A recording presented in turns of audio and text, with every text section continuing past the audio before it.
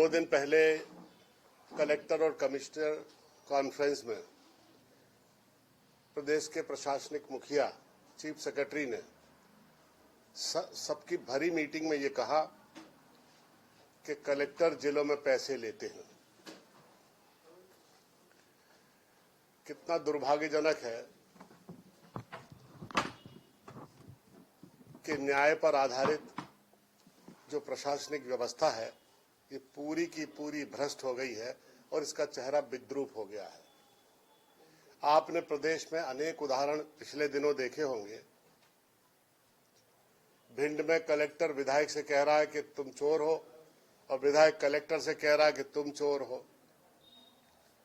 अब कौन चोर है? अब तो साबित हो गया कि कलेक्टर भी चोर है और विधायक भी चोर है। 2 दिन पहले एक जिले के कलेक्टर को यह कह के हटाया गया कि 3 करोड़ की रिश्वत लेने का मामला संज्ञान में आया है। मैं मध्य प्रदेश के मुख्यमंत्री जी से ये पूछना चाहता हूं कि पिछले 2 दशक से ज्यादा उनकी सरकार है मध्य प्रदेश में, और ये हम लोग जब कहते थे कि पूरी प्रशासनिक व्यवस्था चरमरा गई है, भ्रष्ट हो गई है, तब लोग ये कहते थे कि विपक्ष का ये काम है इस तरह का प्रलाप करना। लेकिन आज पूरे प्रदेश की प्रशासनिक व्यवस्था का मुखिया ये कह रहा है कि पूरे कलेक्टर पैसे लेते हैं। तो मुख्यमंत्री जी ये बताएं, ये आम चर्चा है कि कलेक्टर और एसपी की पोस्टिंग पैसे लेकर होती है, ये पूरे प्रदेश में चर्चा है। समय समय पर अखबारों में ऐसे समाचार भी आते रहते हैं। समय समय पर सभी राजनीतिक दलों के नेताओं के बयान भी इस विषय पर आते रहते हैं। अगर सरकार में बैठे लोग कलेक्टर और एसपी की पैसे लेकर पोस्टिंग करेंगे तो वो तो जनता से वसूल करेंगे।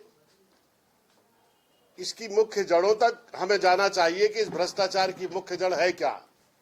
तो पता लगता है कि प्रशासनिक पोस्टिंग पैसे लेकर होने लगी हैं और इस कारण जो अधिकारी वहां पर जाते हैं वो अपने पैसे वसूल जनता से करते हैं, बिना पैसे के कोई काम नहीं करते हैं।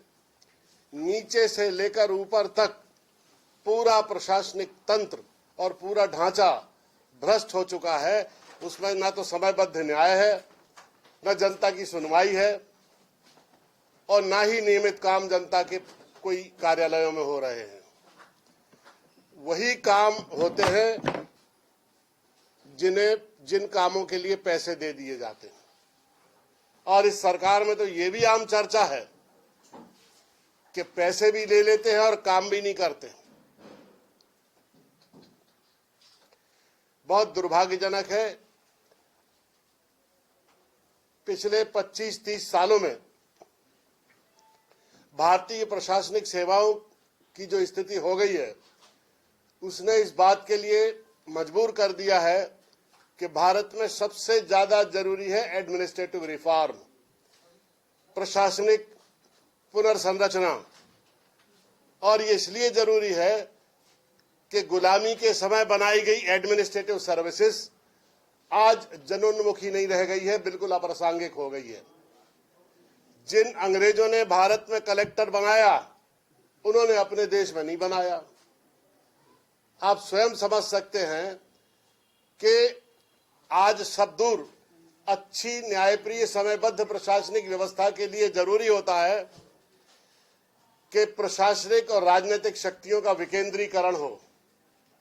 और इसी उद्देश्य से महात्मा गांधी ने ग्राम स्वराज्य की परिकल्पना की थी कि प्रशासनिक सेवाओं का विकेंद्रीकरण हो, डिसेंट्रलाइजेशन हो पावर का। लेकिन आज जिस तरह की प्रशासनिक व्यवस्था सड़ गई है, गल गई है, उसका कारण है अधिकारों का केंद्रीकरण। कोई चीजें विकेंद्रीकृत नहीं होती हैं और सीमित लोगों के पास अधिकार चले जाते हैं तो वो जनता का शोषण करने लगते हैं। और आज तो खुलेआम भ्रष्टाचार होने लगा है और इस निर्लज्जता का ये कारण है केवल कि राजनेताओं और प्रशासनिक अधिकारियों में एक भ्रष्टाचार को लेकर एक समान सोच है और विचार है, जिसके चलते बेखौफ होकर प्रशासनिक अधिकारी निर्लज्जता पूर्वक जनता के पैसों को लूट रहे हैं, शोषण कर रहे हैं, अन्याय कर रहे हैं। न तो न्याय है, न नीति है, न धर्म रह गया है प्रशासनिक व्यवस्था में।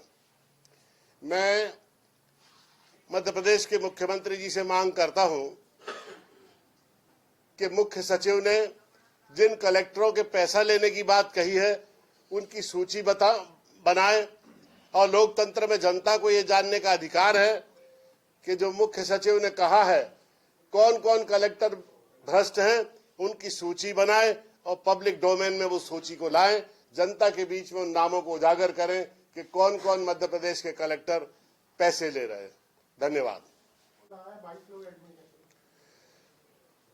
ये अच्छा प्रश्न आपने उठाया। कल ही ये खबर आई शाम को कि इंदौर के बाद दूषित पानी से, गंदे पानी से महू के 22 लोग हॉस्पिटल में एडमिट हो गए हैं और बहुत बड़ी आबादी में ये बीमारी फैली हुई है। मुझे समझ में नहीं आता कि नल जल योजनाओं में इतनी विपुल धनराशि खर्च करने के बाद नल जल योजनाएं क्यों बंद पड़ी हुई हैं, गटर का पानी क्यों जनता पी रही है, पाइपलाइन ठीक से क्यों नहीं डाली गई, सीवेज लाइन ठीक से क्यों नहीं डाली गई। आप देखिए, आधा मध्य प्रदेश खुदा हुआ पड़ा है। गुजरात के ठेकेदार आए, पूरा शहर खोद दिया, पाइपलाइन बिछा दी, लेकिन अनेक जगहों पर यह शिकायत आई है कि पाइपलाइन जो है वो कनेक्ट ही नहीं की घरों में, और खुली पाइपलाइन सीवेज लाइन के पानी से कनेक्ट हो गई और उस दूषित जल को पीने से, प्रदूषित जल को पीने से एक बहुत बड़ी आबादी में बीमारी मध्य प्रदेश में फैल रही है। दूसरी बात यह है कि जल संसाधन विभाग के माध्यम से जो पूरे राज्य में नल जल योजनाएं बनी हैं, छोटी मोटी यांत्रिक त्रुटियों के कारण पीएचई विभाग कहता है कि पंचायत की जिम्मेदारी है, पंचायत विभाग कहता है कि पीएचई विभाग की जिम्मेदारी है। आज तक ये सुनिश्चित नहीं हो पाया है कि नल जल योजनाएं पंचायत को पूर्णतः हस्तांतरित की गई हैं या पीएचई डिपार्टमेंट इन नल जल योजनाओं का संधारण करेगा, और जिसके कारण छोटी मोटी यांत्रिक गड़बड़ियों के कारण बहुत बड़ी धनराशि जो नल जल योजनाओं पर खर्च की थी वो पानी में बह गई है, पानी में चली गई है और जनता को उसका लाभ नहीं मिल पा रहा है। मैं मांग करता हूं तुलसी सिलावट से कि वो अपने पद से इस्तीफा दें। उनका विभाग मध्य प्रदेश का सबसे भ्रष्ट विभाग है। मध्य प्रदेश के अन्य विभागों की तुलना में नल जल योजनाओं के लिए सबसे बड़ी धनराशि आवंटित की गई है, जिसका दुरुपयोग हुआ है और उसका जनता को लाभ नहीं मिल पा रहा है।